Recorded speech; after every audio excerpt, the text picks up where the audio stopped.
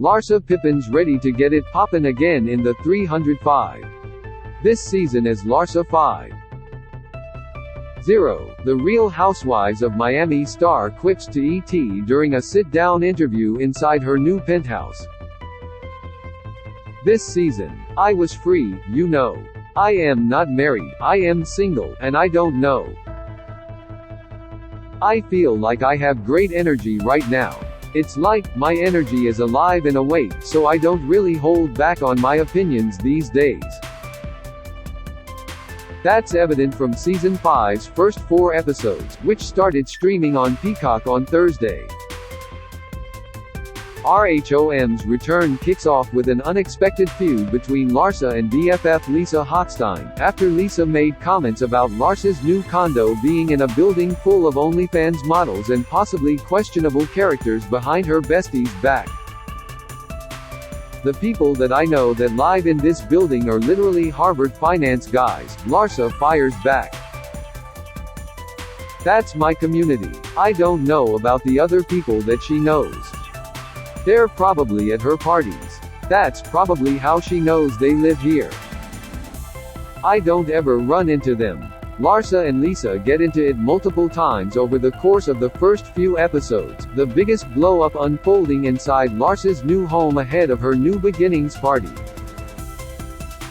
Lisa wasn't being a good friend to me, Larsa says of that moment, but at the same time, if you dish out what she's giving you, she can't take it.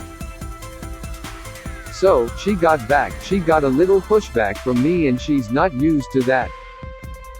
When Larsa caught wind about the comments Lisa made about her new home, she hit back by bringing up rumors surrounding Lisa's home, namely that she and her, now estranged, husband, drive Lenny Hochstein, rent out their Star Island pad for events and film, TV and music video shoots, to make a little extra cash and cover their mortgage. Lisa hung onto that last bit, the mortgage, repeatedly claiming she did not have one. The whole ordeal spiraled into a battle of semantics, as Lenny ultimately told Lisa there was a line of credit taken out on the house. On top of that, Larsa called out Lisa for living off of what Lenny provides for their family, rather than making her own money. I don't come for anyone, Larsa says. I don't do that, but I feel like if you say something bad about me, I am just naturally going to say something twice as bad about you. Like, that's just my personality. Larsa's comments about Lisa's financial situation pushed Lisa to tears, and the next time they saw each other at Alexia Nepala's wedding party aboard a yacht, things got even more heated. First of all, Lisa is, like, overly dramatic, Larsa says. She should have won an Oscar for the wedding scene she was saying, Larsa has to walk the plank. Make her walk the plank. She was yelling the whole time and I'm like, oh my god, Lisa. I just basically said, it was a fact, you have a mortgage. It's not that serious. Who cares? But you know, she takes things a little more personal. The two ultimately made up in episode 4, just before Lisa's life essentially imploded, as Lenny confessed to being in love with someone else while wearing a microphone. I bonded with Lisa the most, cause I feel like she really needed me and, at the end of the day, we love each other, she shares. We've been through so much together. Her and I were friends when I was married, she was married. I went through my breakup, she's going through her breakup. So I feel like we've kind of seen each other have highs and lows. I kinda want to believe that everything happens for a reason, she adds. You just have to learn from your mistakes, and learn from your situations and just move on and grow from it. In the weeks to come, viewers will see the aftershocks of his confession, as Lenny asks for a divorce and an all-out war begins for the Hochsteins. Larsa believes what was unfolding in Lisa's home life, in secret, is why she lashed out at Larsa in the first place. Lisa's really not that person, Larsa notes. She's really a nice person, but I do feel like she was under a lot of pressure trying to keep up this facade at home, when really her home was crashing. I would have never imagined they would have broke up, she adds. I would have never imagined that Lisa would be dealing with the things she's dealing with, I never saw it coming. Lisa and Lenny's story plays out almost like a true crime mystery, with flash-forwards and flashbacks offered up to viewers as their reality comes into focus. Lenny's hot mic moment is seemingly just the start of big reveals to come, as sneak peeks show cameras peering around corners to capture Lenny berating Lisa about their divorce. It was almost like every day was a new challenge for Lisa, Larsa explains. Every day, a new thing would pop up. You're being evicted, he wants this. Turns off your credit card, just all this stuff that was happening every day, so I do feel like we were part of that journey with her, cause we were filming, and we were together every day. As Lisa's new reality set in, her and Larsa's issues quickly evaporated. At the end of the day, Lisa and I love each other, she says. I know she is going through a really hard time, and I have to be there for her, and I have to support her, and I have to make sure she's okay, you know. We had a disagreement, we got over it, and we're focusing on the positive things.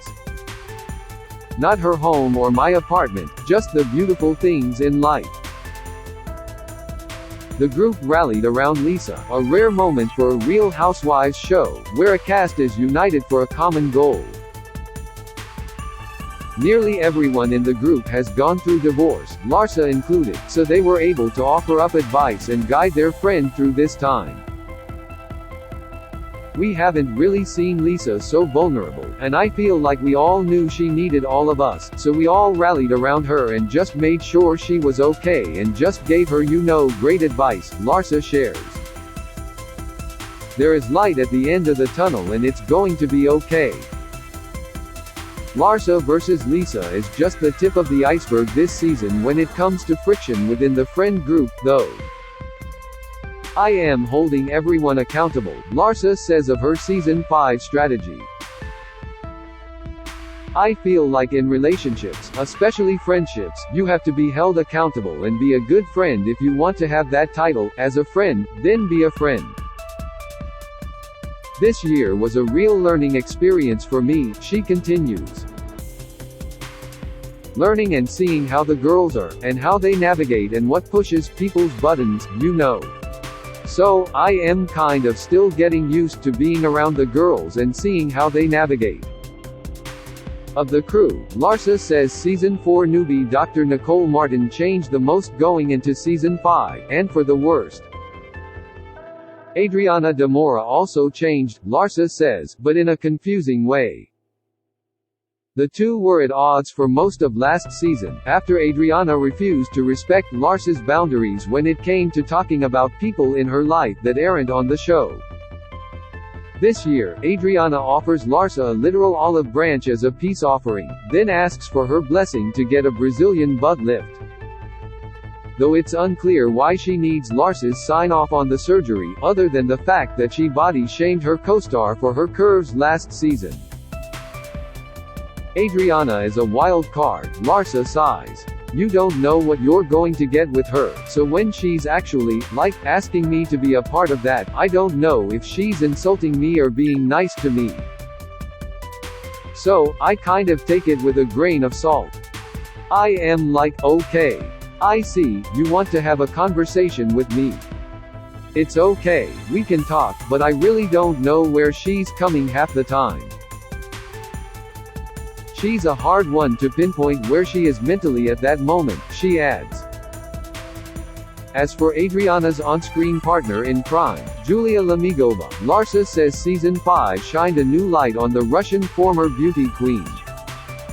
Larsa no longer considers her a weirdo, a label she gave Julia after she repeatedly chimed in comment sections online, in defense of Adriana, when she had nothing to do with Larsa and Adriana's feud.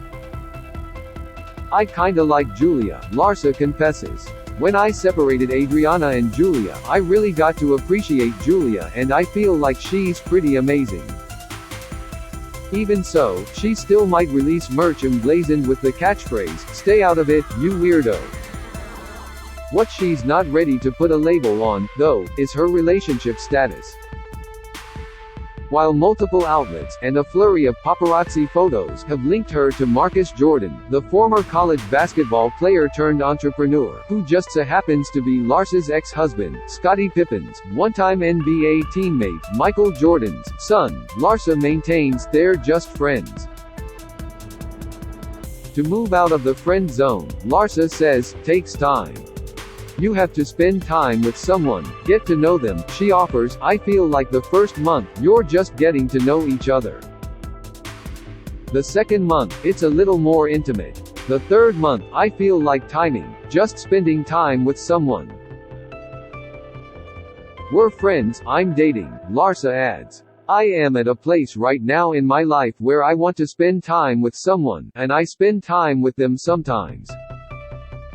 As for the media labeling them something they're not quite ready to call themselves, Larsa admits it's frustrating. She won't budge on calling a guy a friend until it's exclusive and they agree to live publicly as a couple. That part's stressful, cause I feel like people want to know what's going on and you don't even know what's going on, she explains, so it's kind of like, I wish I could take a beat and introduce the person when I am ready, not necessarily have someone introduce the person and then like all of a sudden, it's awkward, you know. It's hard, because sometimes stories are made up that are not even real, she says of the coverage that comes when she steps out with Marcus and other friends, who happen to be male. You're put in a situation where you're like, do I even answer this? Or is it not worth me saying something? Sometimes it's not even what people assume it is. Hey, we're friends, we're hanging out. We're trying to figure things out. I don't want to put pressure on the guy. I don't want to have pressure put on me. Larsa says she prefers to be low profile, but the paparazzi find her anyway. Every time I've been caught with someone, it's been the most random restaurants, it's been the most random places, she rattles off. I literally have been trying to dodge bullets for the last few months. It's really hard, it's really challenging. While Larsa is taking her current dating life day by day, she does think about what she wants for her future. Her second chapter might lead to a second marriage. I like being married, she says. I think marriage is great. I had a great experience, it was amazing. I had a great run. So, yeah, I would do it again. Until then, fans can tune into RHOM for an inside look at Larsa's new life.